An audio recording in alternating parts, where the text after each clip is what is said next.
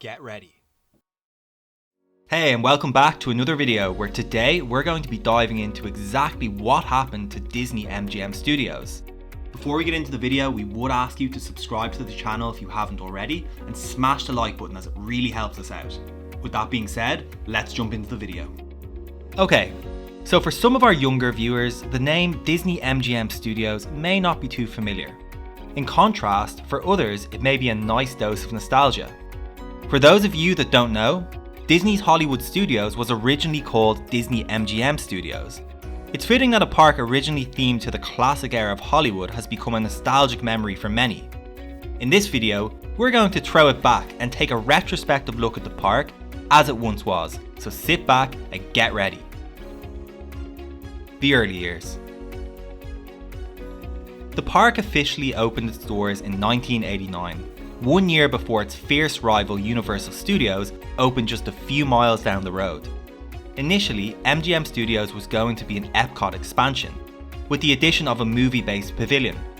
However, it has been said that Universal's plans to build a movie-themed park made Disney reconsider this particular expansion. Instead, they announced the construction of an entirely new third park within the Walt Disney World resort. Similar to Universal Studios in Hollywood, Disney MGM Studios was going to act as both a theme park and a fully functioning TV and movie production studio. In a bid to make this as credible as possible, Disney entered into a licensing agreement with the formidable Metro-Goldwyn-Mayer Film Studio, aka MGM Film Studio. This would allow Disney to use the MGM name and logo for its studio park. Upon its opening, Disney CEO at the time, Michael Eisner, dedicated the park to Hollywood. He stated during his speech that Hollywood was not a place on the map, but a state of mind that exists wherever people dream, wonder and imagine. A little corny maybe, but we wouldn't expect anything less.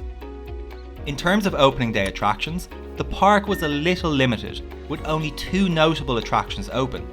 This included the Great Movie Ride, now replaced by Mickey and Minnie's Runaway Railway, and also the Studio Backlot Tour, which ceased operation totally in 2014. Regardless, the park's opening was somehow a success.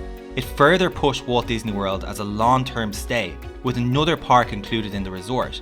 Its rise in popularity in the 1990s led to even more investment, and as a result, expansion.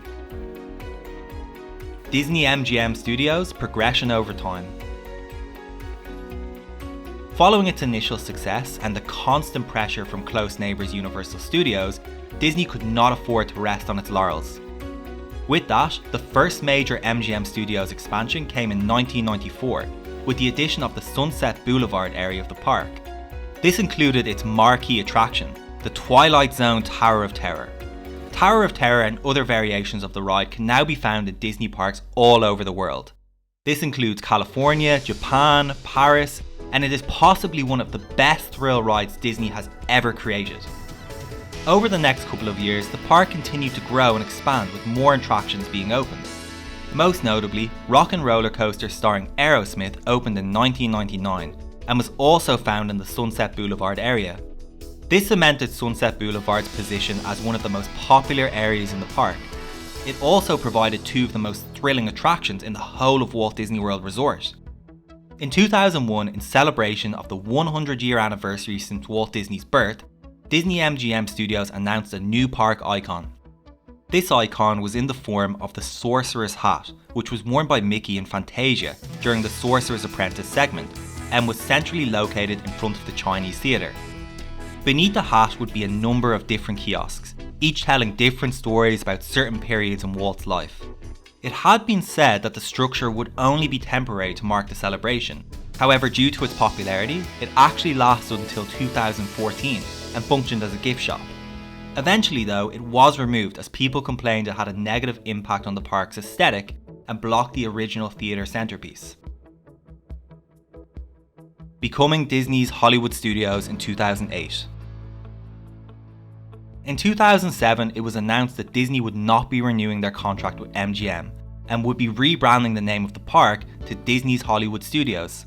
There was speculation that Disney's rocky relationship with MGM, which had actually resulted in a lawsuit in 1992, was the reason for this. It was made known that MGM had plans to develop their own theme park in their Las Vegas hotel. However, Disney believed this to be operating outside of the contractual agreement. It was later ruled that MGM were allowed to develop their own park, but the two companies' relationship was never the same following the case. Off the back of this, Disney later announced that it had outgrown the relationship with MGM. They felt MGM had represented the golden age of movies. Instead, the park now wanted to focus on more modern day movies and entertainment. In conjunction with the end of this relationship, Disney also announced it would be working on new attractions focused on popular movies such as Toy Story and High School Musical, among others. As mentioned at the start of this video, many of you may never have gotten the chance to visit Disney MGM Studios before it was rebranded. Overall though, we feel the park is iconic in a lot of ways and showcased Disney's adaptability and tenacity. This is shown not only against competitors, but also knowing when it was time to move on, so that it could further grow and expand. Today the park is home to some of Disney's most popular lands such as Star Wars Galaxy's Edge and Toy Story Land. These expansions would not have been possible under the original MGM brand, and although some viewers may disagree, we believe that the evolution of Disney MGM Studios into Disney Hollywood Studios came at the right time, before the park really started to feel stale. If you enjoyed this video, make sure to check out our Hollywood Studios Hidden Gems video on screen now.